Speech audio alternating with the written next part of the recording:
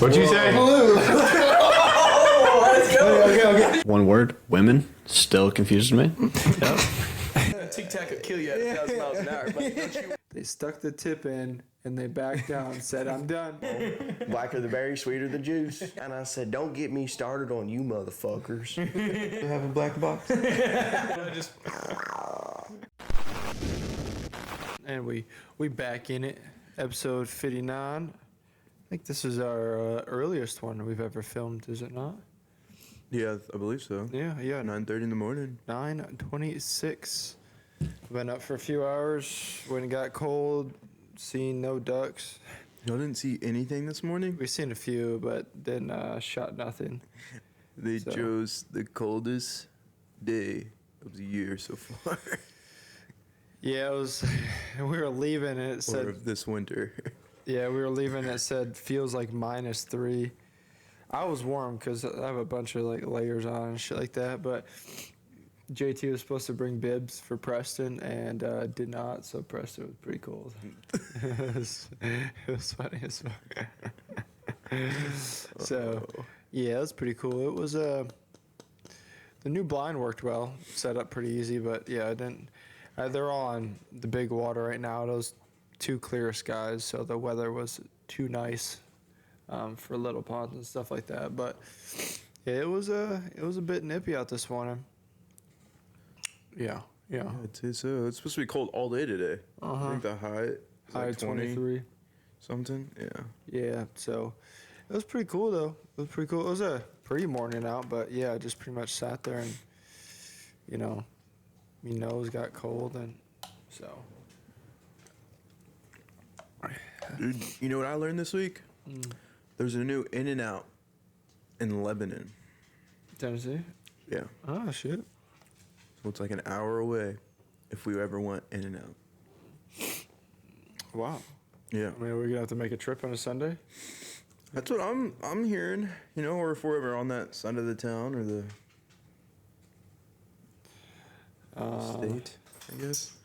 I was talking to somebody through the drive-thru, and they were like, "So you got any plans for the weekend?" Blah blah blah, and they were like, "Yeah, we're gonna go try In-N-Out." I was like, "Where's it at? Lebanon?" I was like, "You're gonna go an hour for a burger?" She was like, "Yeah." I was like, "Just you?" She's like, "No, my boyfriend's going." I was like, "Oh, okay, that makes more sense." And then she's like, "Yeah, we're gonna go see like Christmas lights too." I was like, "All right, so you're making a big thing out of it. I got you. That makes more sense." I would just go for the burger. Yeah, and then I was asking, you know how they had like the secret menu with like the animal style and all that. I was asking her about that. She's like, "Yeah, I've been like looking stuff up on the menu and like trying to figure out what I want." She's never been. I was like, "Oh, okay, that makes sense." It would have been funny if you're like, that's so stupid. Dude, I almost did. I thought about it. I was like, "Yo, you're an idiot." Just totally shit on her stuff. But I don't know. Some people like are religious about their In-N-Out. They're like, Yeah, I like Five Guys, for my food and for my late night activities. "Have you been to In-N-Out before?" No. I will say it's really good. I just like, I don't know if it was the one I went to or what. The food was really good, but like I feel like the burgers are just small. Yeah, don't they make it there, like Five Guys, or no? Yeah. Yeah, I just like how Five Guys gives you so much French fries. Yeah. They're expensive though. They are. It's like $20 for a meal. Yeah, it's at least yeah, and then you got a tip too because they actually do good service there. So yeah, it's hefty. It's hefty, but yeah, might have to take a gander down there on a Sunday afternoon and. Yeah. But yeah, that's the only thing I would complain about. I wish the burgers were a little bit bigger. Yeah, how's work been? Any fun stories with your barista?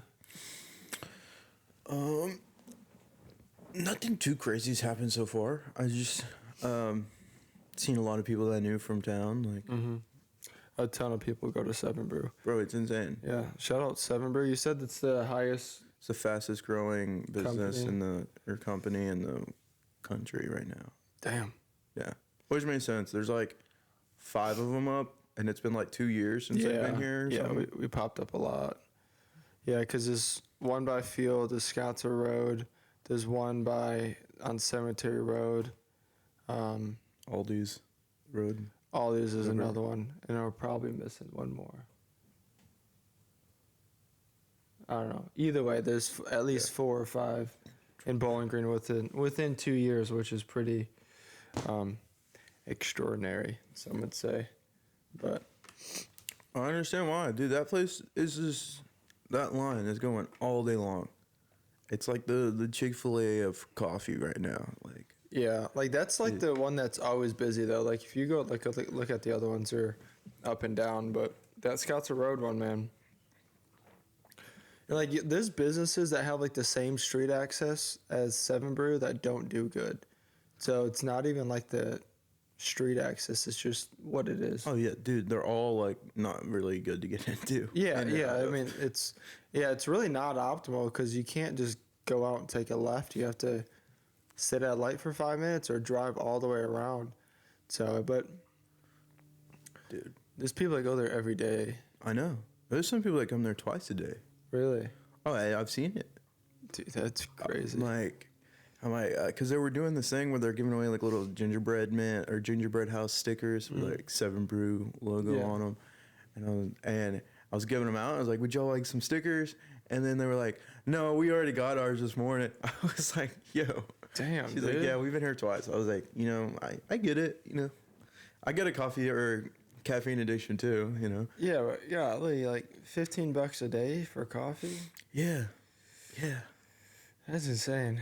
And then this is my first like real week. So like after all the training, and I got started on like the craziest week they could possibly start me on because it was the 7 days of Seven Brew or something. Yeah, And- leading up to Christmas. Or Yeah, whatever. and they're giving away ornaments or selling ornaments and Yeah. stickers. Well, at least and- it'll only get easier after this. yeah, and Yeah. it's like buy one get one on one day for the energy drinks and Oh, then yeah, I free did kids that. drinks. And I I was hit that like, shit up. holy crap. Yeah, I mean, that's cool though. Was there anything that was unexpected about the job? Just like how many different options there are with just coffee. Yeah, Like the possibilities are like endless. I think I think Starbucks made that a thing because like you go to Dunkin', there's like 8 things on the menu. Yeah. Like they keep it pretty simple, but like Dutch Brothers is like that. But I think like Starbucks and their whole like white bitches getting like 18 different things and they accepting the order, I think that really made everybody else just have to offer like 50 different drinks. Yeah. Which I mean, I guess I get it. Options are good for the most part, but yeah, I could see that. Which I didn't know, but how was like the interview process? You said it was pretty weird. But yeah, I've never been interviewed like that before. Ever. It was literally like they tell you what it's like working there, ask you about like your availability, your schedule, because there's a lot of like college kids and stuff Right, that come yeah. through there and work, and then after that it was like, all right, we're just gonna ask you some like vibey interview questions. I was like, Yeah. all right, let's see how this goes. And she said, if you could own a vehicle, or like, what's your dream vehicle or dream car? And I was like, I don't know. I'm not really a car guy. I've had some fun cars and all, like a Camaro. And she's like, well, I was like, what'd you say? And she was like, well, I said like a fire truck and I'd make it purple. And I was like, oh, so we can do whatever we want. And she was like, yeah, as long as it, rides around. And I was like, bet. I want a school bus and I'm pimping it out. We're going to put lights on it and poles in there. And then there's going to be like a bar inside of it. It's going to be the best Lit. party bus ever. Be like a party bus. She's like, wait, what color are you going to make it? I was like, I'm going to just keep it yellow. Yeah. Yeah. It's still going to look like a school bus, but it's going to be So a I can party pick inside. up more kids. Yo. Yeah. That's how you land the job right away. I think that one question got me the job. Low key, yeah. That one answer was like, Because that place is a vibe. Like every time you pull up, it's like, damn, like everybody's just chilling, hanging out, So it's cool. oh yeah. And then there was like another question, like, if the vibes are bad, like, what song you playing? I'm like, I don't know. I'm not a DJ. Yeah, I would have nailed that question. Yeah, but like, I don't even know the names of most songs. But if you put them on, I'll sing them and dance with them and do whatever. But I couldn't tell you who was by or what the name of it was or any of that. It's been like any song by Rihanna. Pick any of them. They're all good. Yeah, that was what we landed on. They do play some banger songs there though. They do.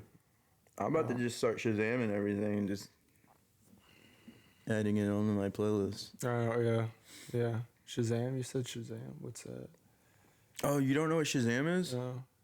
You literally you hear a song playing, and then you just have it start listening, and it'll tell you everything about the song. Yeah, but don't you just like have Siri listen and it'll do the same thing? Does Siri do that? Yeah. Oh, Like if you say like, "Hey Siri, what song is this?" It'll listen and tell you what song it is. oh. Yeah. Well, before that, there was Shazam. Oh, see, hey Siri, stop. See, it just said listening. So, yeah, no, it was. Yeah. Yeah. Before that, there was Shazam. Shazam's been out for like a decade. Like, when I we was were like high school. in middle school, I remembered someone with an iPhone be like, "Hey, watch this! I can figure out what song it is." And we're on the bus, and they had Siri listen, and they put the speaker up. So like, I guess that's been around for a long time. I forgot about it though. See, I didn't know that. Yeah. You don't have to use Shazam. You fucking old. Dude, I like Shazam. I like saying it. Shazam! Yeah. sounds like that commercial with the fucking rags. Shazam! ShamWow guy, that guy. Remember those commercials, the ShamWow commercials? No. What is a ShamWow? The rag that like you wring out and will soak up all the water and shit. Oh, The yeah. ShamWow guy, yeah. He was like, he made bank there for a while. He was just like a TV seller guy that would just like sell products, and it was, yeah. Now I think he like got divorced, lost all his money and shit like that. He ended up on Kill Tony one episode. He was just like walking around outside, and like one of the bucket pulls come up, is like, dude, the ShamWow guy's outside, and Tony's like, all right, somebody go get this motherfucker. He's coming on stage right now. And he went back up there, like told his life story and shit. And yeah, I think he got divorced or drugs or something, lost most of his money. I think it was a divorce. And she like took like 10 mil or something like that from him. It was a lot of money. So Dang. yeah, That sucks. type shit, dude. Yeah. Yeah, it was Bitches. Moon Cricket. Do your research on that one, people. You guys don't know what it is. Nobody knows how that is yet, bro. I know. I like it. I do too. I like it because it doesn't sound like, But when you really figure it out, it's like, damn. damn, this nigga put thought into it. This what? He put thought into it, and then like, Good thing no one watches this shit. Yeah. My interview at work was, that was 2 years ago. Yeah, when I got hired at BMW, that was the only interview I've ever done in my life. And I walked in there, the GM was like, "Hey, have a seat." He's like, "Well, I don't have your resume, so tell me about yourself." Because I got referred down there, so I didn't even have a resume built. I just come down and I talked to him. So, and at the end of it, he's like, "Well, she referred you down here. I trust her, so you can come on and work with us anytime you want." So I was like, "Oh, okay." So it was pretty cool. But it's the busy you've been time of the year. in cars for a few years, car sales. You kind of know, like, you know people at every dealership, so, like, you kind of have a way in.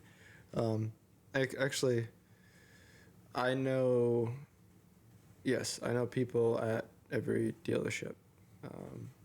Honda, Toyota, Chevy, GMC, Ford, obviously BMW. All the real dealerships, not the buy here, pay here. So, yeah, it's after long enough in it, people start, if you're in it long enough, you start learning people. And that business, is so much turnover in the business too. Like when I was at BMW, when I was there for my first full year, I was already the third most tenured person there.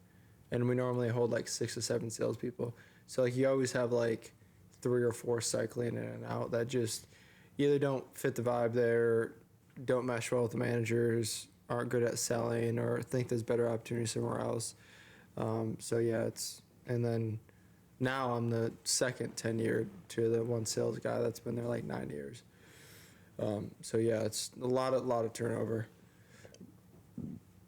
Yeah, even from Leachman, there's like, when I left there, the whole group there's only 2 people left. Really? Well, 3. One's in management now, but In Well, the no. sales team. 3 in sales team, 4 total. Yeah. It's 3 in sales team and they hold like 12 to 15 salespeople. Yeah. So that's just, car business is difficult. It's I wouldn't recommend it to anybody. It's a lot of hours, a lot of time, and it's ruthless. Unless you just got a lot of hours and time. Which that is exactly what I have. So I apply them all to. But yeah, it's a rewarding business, but it takes time, and it's nice when you find a dealership that you work pretty well with. You know, no dealership's perfect, just like no job. But like if you find a dealership you work well with and get along with everybody, it's nice because like after 3-4 years, you get a lot of repeat clients, and it's always nice like when you don't have much going on and like a client calls you up and be like, hey, I want to come in, there's this car on the lot, you know, I want to trade in the car you sold us for this one. You know, it's like it's nice, and you don't get that if you're always switching dealerships because your clientele does not follow you as salespeople. They don't follow you. Yeah. But yeah, it's Especially with those kind of cars.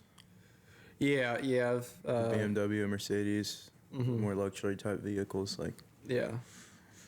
they like their dealership. Yeah, they like their car. I mean, if you're a BMW, Mercedes, go to like a Ford store.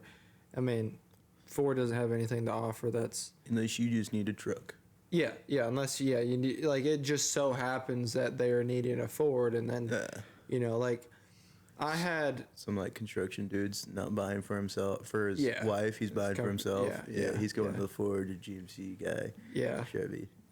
It was pretty cool. I did have a client that I sold at Dodge. I sold him like a dually, was it Laramie or something like that? It was the high end dually, and it was like a little over $100,000. Dude just wrote a check for it. I was like, oh, that's pretty cool. Like at Dodge, you don't meet a ton of people with like vast sums of wealth like that. At BMW, it's, you know, like every other person's making 20 plus a month. So, but then like he was looking for a BMW for his wife and looked up our website and seen me, and then called me, and I've sold him 2 cars at BMW, Mercedes. So it's a small world, but it's cool, but it doesn't transfer like that very often.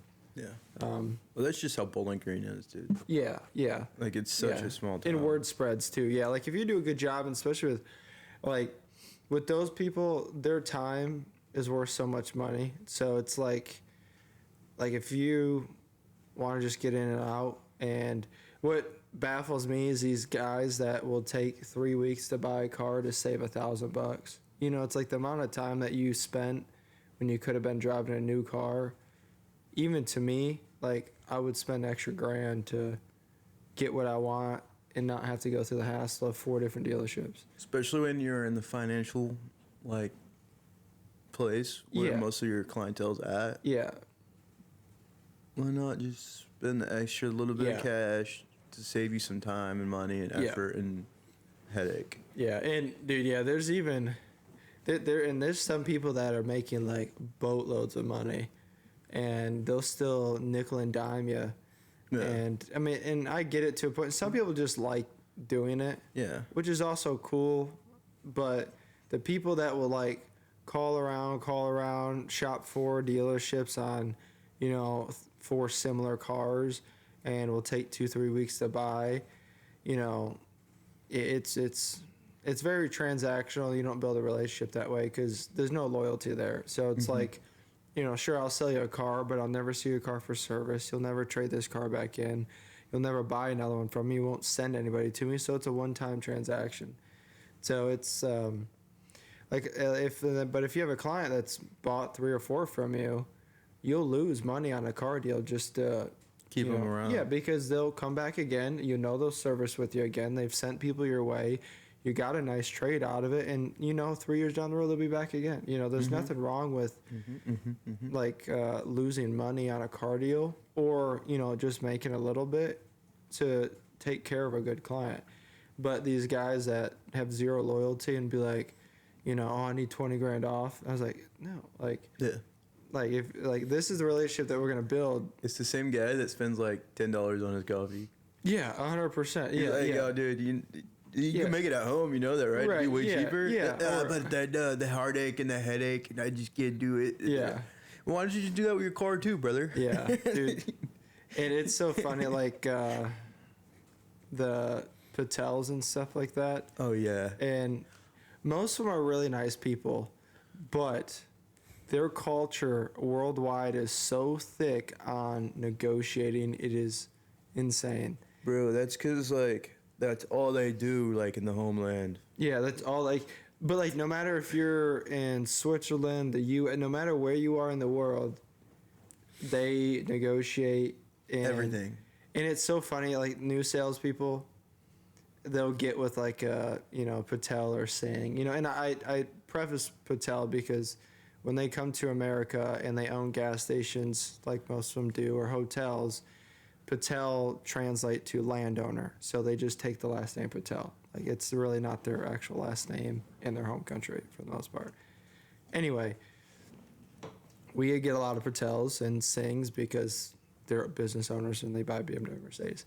But it's so funny when a new salesperson will get with one and they're like, oh man, they're just really nice people. Like, yeah, they know what they want. I can feel it. This deal's gonna go well. Yeah, like it's just gonna be pretty quick and simple, and it takes 4 hours after they find the car, and dude, and just right off the get, just go to your parts department, figure out how much it costs for floor mats and sweatshirts, and just plan to put that in the deal, because they will ask, they will get it. And, if they offer 48 and you're at 52, don't come back at 49. Don't come back at 48.5. It's going to be 48 grand. And they will spend all week going to different dealerships. And it's like an art to them. And they will bring 8 people. So you're negotiating. It's 8-on-1. And you'll be negotiating with a 4-year-old kid up to their 65-year-old grandpa. And somebody's in the back looking up other deals. 100%. And then you got Oh one no, out I there. found another one like this. Yeah, and then you got another one nitpicking the car, and it's like, and it's a brand new car. There's nothing wrong with it, but they'll still find something. It's like, then the floor mats are never in the car they want for whatever reason. It's just, yeah. Whenever you get, and a lot of times they do buy, and they are nice people, like I said, but. By golly, Just it is outside of negotiations. Dude. They're the greatest people ever. Dude. Yeah, and a lot They're of them, so like, nice. a lot of them are like trustworthy, and a lot of them, when they say they're gonna do something, they'll follow through with it. But whatever your mini is like on gross. A mini is like if the dealership loses 10 grand, you still get paid the minimal amount, right? Every deal you do with him's a mini. You're not making money, and it's just it's quite funny. And I was selling one. They own some hotels here in town, and I was selling the dad a brand new X5 for his 16-year-old son, and the older sister was on the floor mat hound, bro. She was just needed the fucking floor mats, and this is like 2 hours into it. She's like, yeah, I won state for negotiation last year or something like that. I'm like, you son of a bitch. Leave. Yeah, Everybody else can stay. Yeah, not only, Hey, you're cheating. yeah, like you're leaning into what your already like God-given talents are. Like, not only like are you raised to negotiate, you took it to another level to win state levels at it. She went pro in it. Yeah, I'm like, dude, like, I just went and told my manager. I said, dude, this woman out here just won state and negotiated. Like, we're gonna have to get rid of the floor mats.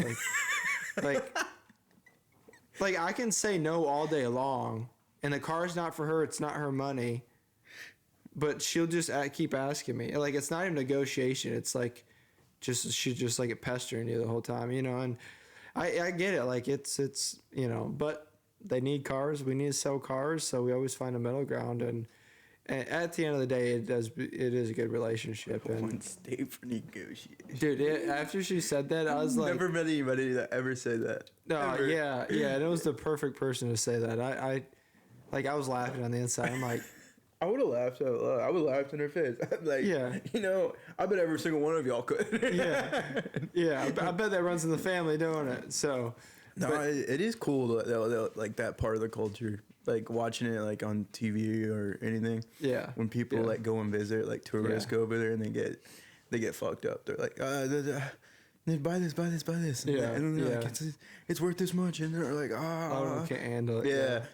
And So they're just throwing numbers back and forth. Dude. And then it's crazy. But you have to talk to them like you talk to like everybody. You can't like I don't want to say you can't be respectful, but you got to talk to them straightforward. Like you got to say no, because if they sense like any sense of like Weakness. yeah, or like you don't have the authority to make a decision, Yeah. they'll just shit all over you. Like that's why it's funny watching new people deal with them, because they don't like. There's like selling a Patel, and then there's selling the Patels, and the Patels is the whole family, and that is so funny. You'll be getting sweatshirts for their unborn child sometimes. It's like, what am I even doing here? And They're planning on having a kid. yeah, They're like, not even pregnant yet. Yeah, not even conceived. It's just like, oh, we need this because we may.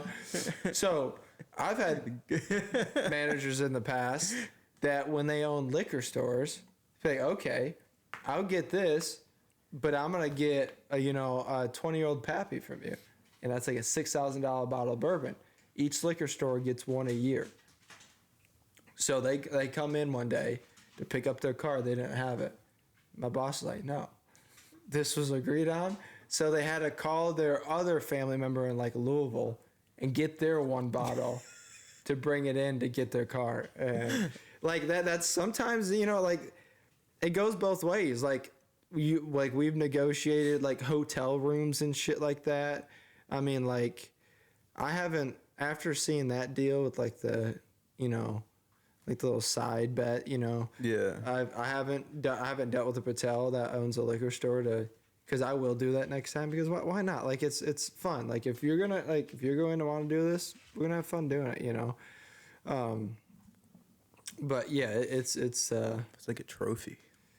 yeah. I mean, and like I don't even drink, but it's like, yeah. I mean, like I'm gonna get something out of this because I'm already not making money. Nobody's making money here.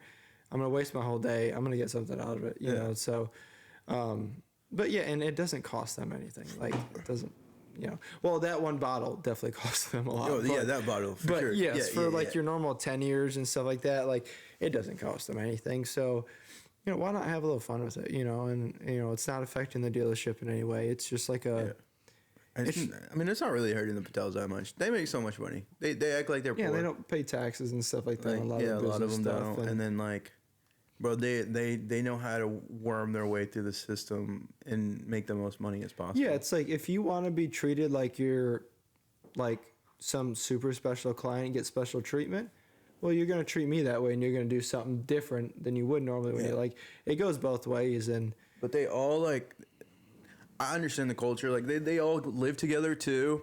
So Oh, yeah, they're only yeah. paying for one house at a time. yeah, like their And family lives together for a long It's time. 20 people in Yeah. that, but it's a huge house. It's a fat house, a lot of cars. yeah.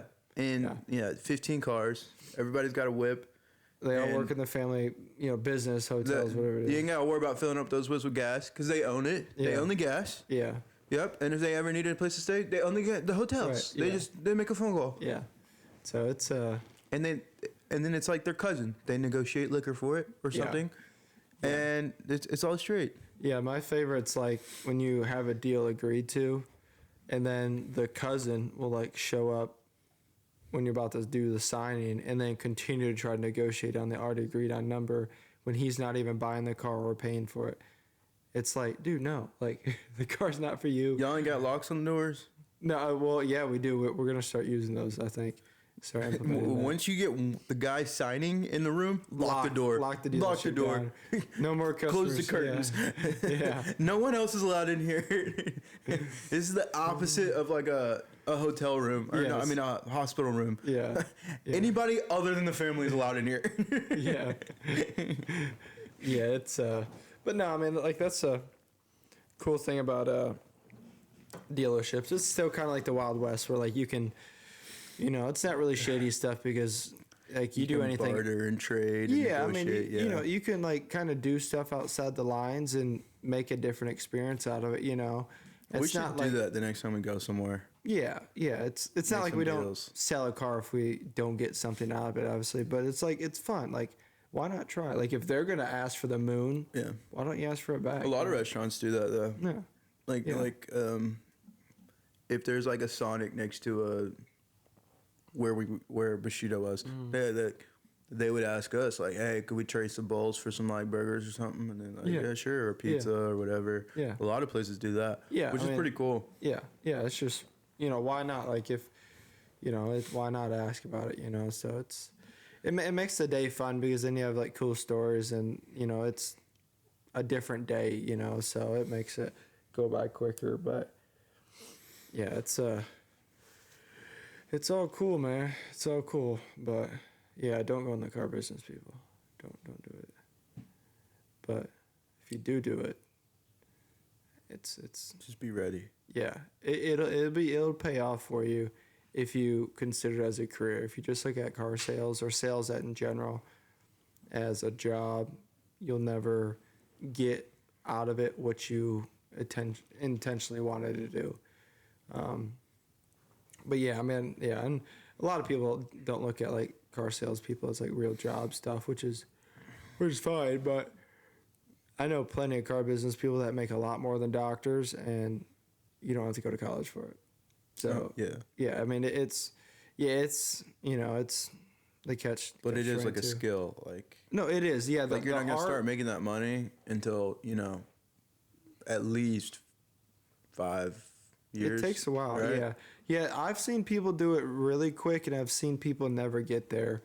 Me personally, it took me about 3 years to get really comfortable. When I got in sales, I was 18, and the older salesman that is now a finance manager, he told me, he's like, the car sales, it's 3 years. Like 3 years is when you start getting your client base, you start understanding what you're talking about. You can, understand objections. You can get creative with stuff. You're more confident. And like at 18 years old, asking a 50-year-old to spend $100,000 with you is just intimidating, because at that time I don't even know what $100,000 was. Like I can when sales, a lot of times, like, you think it's like when you look at a number, you compare your life to that number, and if you can't afford it, you don't have confidence selling it. Like, you got to like have, it's not your money, right? Like, they're going to spend their money how they want to, and they sign on the line, and you've been transparent and honest with everything. It's their decision, Yeah. And then, with sales too, like, if you lose a sale, you can't let it affect you. Like, you truly have to just be there to advise them.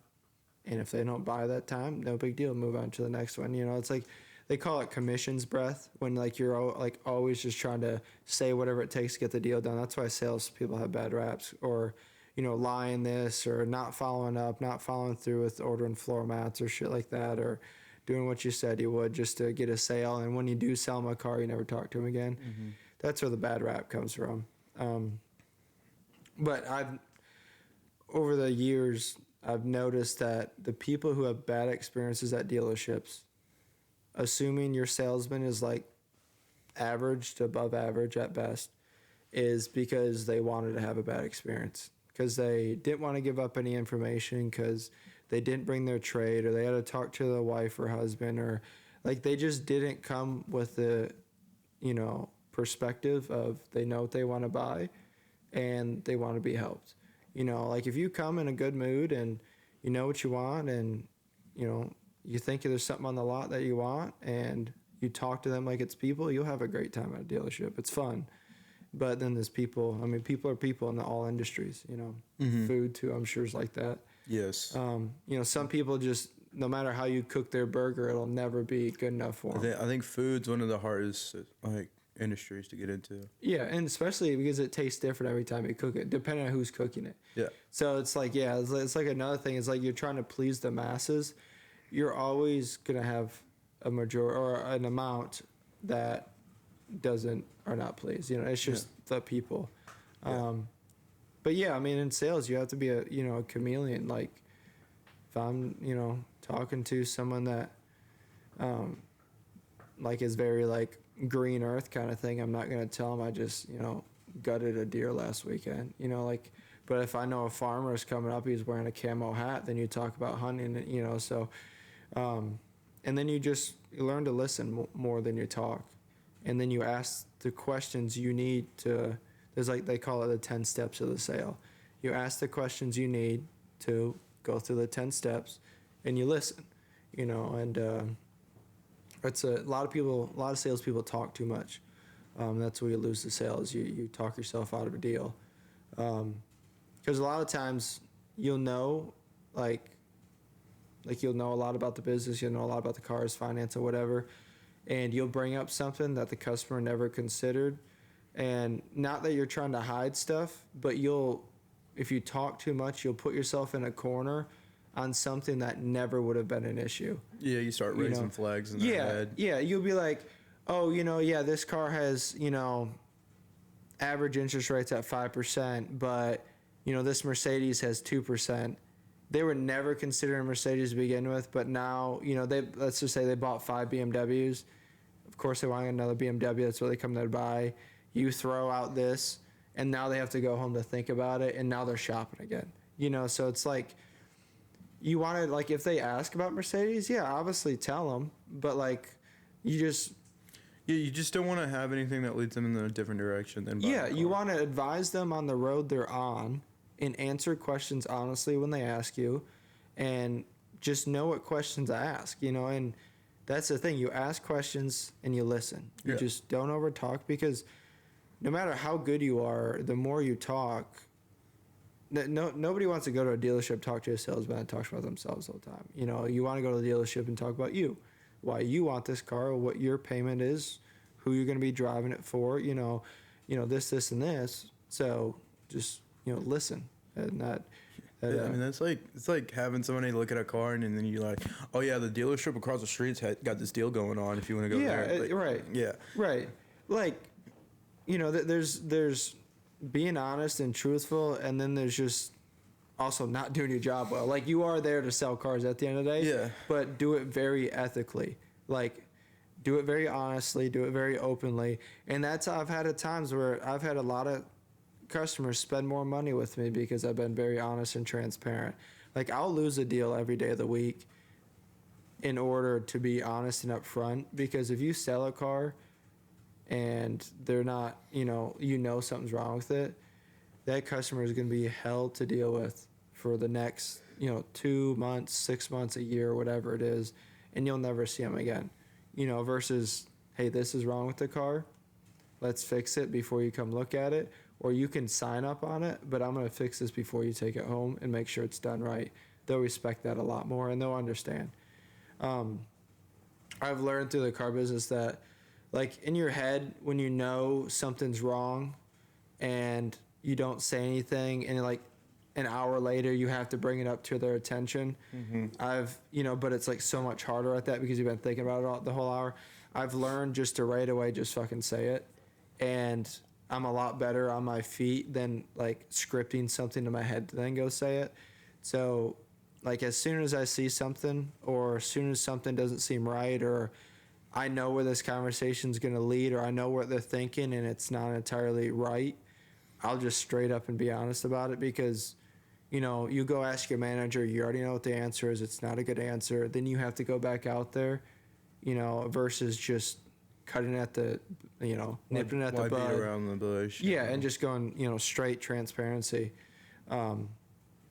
You may lose a couple of car deals there, but I promise you, your day-to-day is going to be so much better at the dealership, because you don't have customers threatening to sue, or you don't have angry clients that hate you. You don't have bad reviews on, Google. So it's just, you learn this over time, but everybody has to make a mistake. Like I've fucked up before, and I've said this car has an option when it hasn't, and it led to a bad experience. But you do it once, and you say, Mr. Customer, I don't know, I'll go figure that out, or Mr. Customer, this car has it, but this one, it's an option, so let me see if this has that option on it, So yeah, it's a learning, and unfortunately you have to fuck up some relationships and make some people upset to learn that, so. But yeah, it's an artwork, dealing with people and sales is an artwork. And if you don't see it that way, then sales isn't for you. If you don't want to build your craft on the process of getting people into the door and out the door in a new vehicle and letting them enjoy the experience and answering every question to the best of your ability, then it's not for you. Mm-hmm. And and that's why a lot of people hate it, because they don't look at it that way. And it is a lot of hours and it's a lot of bullshit, but type shit. Yeah. So did you hear about that guy getting hit on the interstate the other day? No. You didn't? No, it was a crazy switch. No. I know, but I wanted to talk about it. Okay. Well, we're at 40 minutes, so yeah. Well, this will be the last conversation. It won't take long. Dude, I was headed into town, and I come out by Cumberland Chase Road, and I look over, and there's no cars on the interstate. I'm like, that's weird. And then I look under the bridge. There's like 15 cop cars. Oh, damn. Just lighting up the whole road. And some dude apparently like tried to choke somebody out at like Harley or Motor City. Wow. And then hopped the fence, ran into the interstate, and got hit by a semi. Oh, he's gone. Yeah. Oh, yeah. Yeah. Damn. And they had the whole thing blocked off. I believe it, yeah. Semi. Dude, if you ever see a semi hit a deer, all it leaves is like the rag from the hide and just a huge trail of blood. Yeah, it's like confetti bomb. Yeah. It just like disappears. like it mushes everything and just leaves a trail of blood, and it's like a pile of the hide, and that's it. Yeah. For a human to get ooh. Yeah.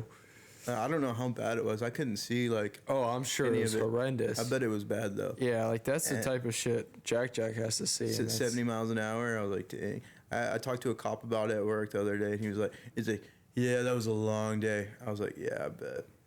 And then I was like, yeah. Here's your coffee. And then I was going through town, and I saw another accident, and he was like, yeah, man, people are so dumb around this time of the year. I was like, yeah. Then I told him about today, how cold it was going to be. He's like, yeah.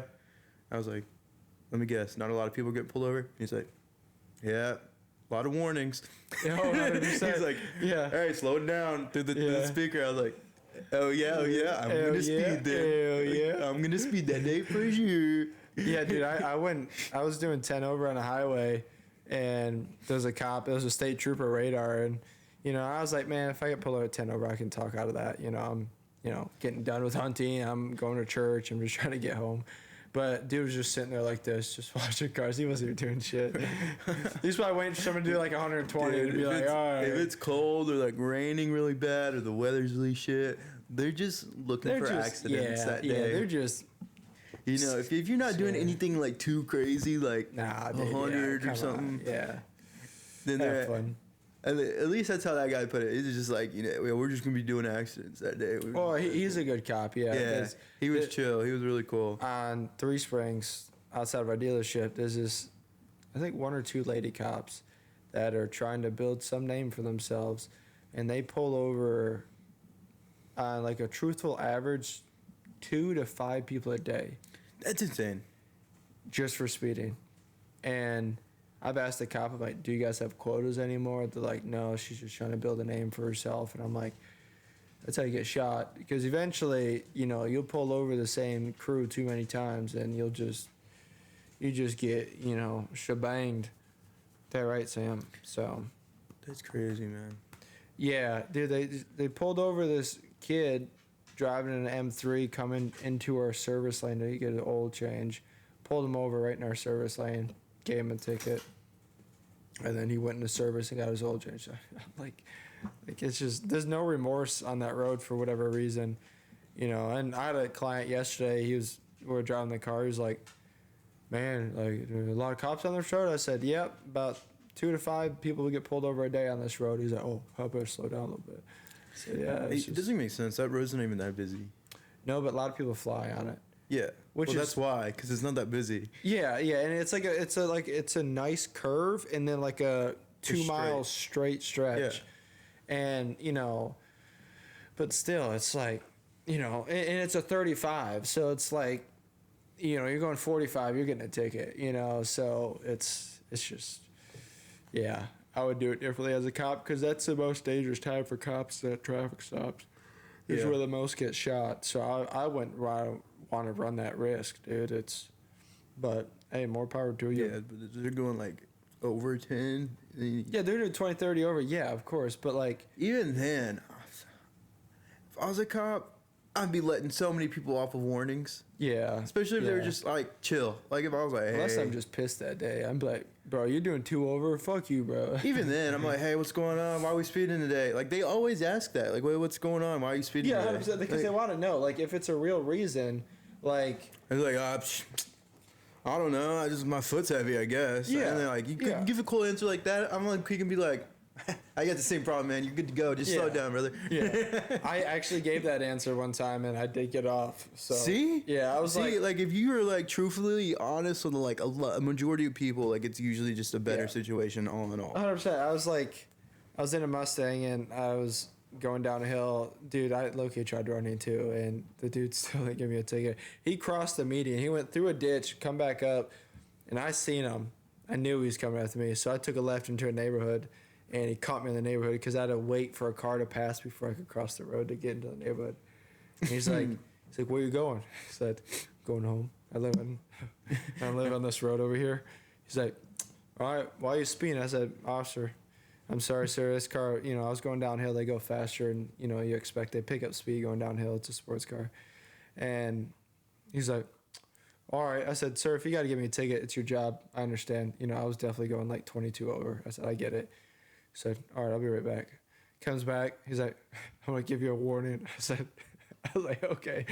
Yeah, so, and that was the only time I did not like how my car sounded, because as he was walking away, I started it, and there was like an exhaust system on the car, so it was loud as fuck. I was like, golly, this is terrible. So, yeah, and then it was cool. It was cool, man. So, yeah, he's like, he was a state trooper, too. He's like, yeah, I'm not in my jurisdiction right now, so I'm going to let you with the warrant. If you get pulled over the next 3 months, you get a ticket, no question asked. I'm like, okay. So just wait 3 months. Yeah, basically. So I was like, I can manage that one. I could play with that one. So Let me see. It's May right now. yeah, so. and it's 12:57. So okay, I got it. So yeah, no, it was yeah, no, shoot, I was 18, 19? Yeah, I think I was 18. Yeah, I mean, fuck, dude, insurance was like $3-4 grand a year already on the car. Mom and Dad would have killed me, bro. But hey, I didn't tell them that story till like a year ago either. Yeah, that's a story that you hold on to before you tell your parents. Yeah, I got pulled over one time going to Magna. It was like 4 in the morning. Did you? And I was speeding. But it was like, I don't even know what to call that road. You come off the interstate over there, and it's another road, but it's like, it drops to like 55 for some reason. But it feels like an interstate or like a parkway. Yeah. So like, I was just Do like 70. 70. probably. Yeah. And I guess he looks for people on that road. He was like, Oh yeah, probably. he pulled me over and he's like, you know the speed limit there? I was like, yeah, it's like 70 or something, right? And he's like, no, it's 55. I was dude, like, it's 35. I was like, shit, dude, I just started working here. Like he pulled me over in front of Magna. I was like, Oh, I yeah. just started working here. I was like, I really didn't know. I usually don't take that way. And he's like, yeah, all right, well, I still needed your license and insurance and all that. I was like, fuck, he's gonna give me a ticket. So he takes it, he comes back, and he's like, my computer's not working, so I'm just gonna let you off with a warning today, man. I was like, whew, thank you. A lot of times too, they just want to check and make sure like you haven't done this 8 times already, Yeah. or like you're not needed to like be arrested, or like there's a warrant out or something like that. Like if you had a clean record, for most cops understand they want to keep your record clean, they'll just let you go, you know. But if you got like 8 speeding tickets, you're like, all right, dude, like you're getting suspended. That one now. speeding ticket I got on there is gonna show off anytime I get pulled over now. It's gonna be like, It will or won't? it probably will. Oh, yeah. No, wait, it might not. After 5 years, I think. No, because I had my permit at the time. I've got my full license now. Okay. So I don't think it driving even, record though. does it show up as like forever? I know I don't get like points or anything deducted. Yeah. How long does a speeding ticket stay on record? Oh, well, of course, there's not just a fucking normal answer. You gotta click a bunch of links. Yeah. Held speeding points. Yeah, I'm not gonna look it up. We actually do have to get going, or I do anyway to church. They say 3 to 5 years. Oh, so I think it's gone. Yeah, you should be clear. But, want to wrap it up? Wrap it and tap it. Wrap it and tap it, baby. Wrap it and tap it. Hoorah. All right, we out of here. Thank you for watching. To the people that keep saying our podcast is boring, we really appreciate you. We've been doing it over a year. We're not going to stop now. So. Yeah, we need more comments. So just keep Yeah, commenting on whether you like it or hate it. We love both. We appreciate you still watching. Yes. Our lighting's not going to change until we get, let's just say, 500 subscribers. Yeah. You know, you look at Shane YouTube Gillis. needs to start paying us for the work we put into this. Yeah, you look at Shane Gillis has the worst quality podcast ever and does just fine. But it took him a while to get there. So we're going to keep grinding this shit out, keep commenting bad stuff because I like laughing at work and typing shit back. So everybody, have a good rest of your day. Adios. Peace.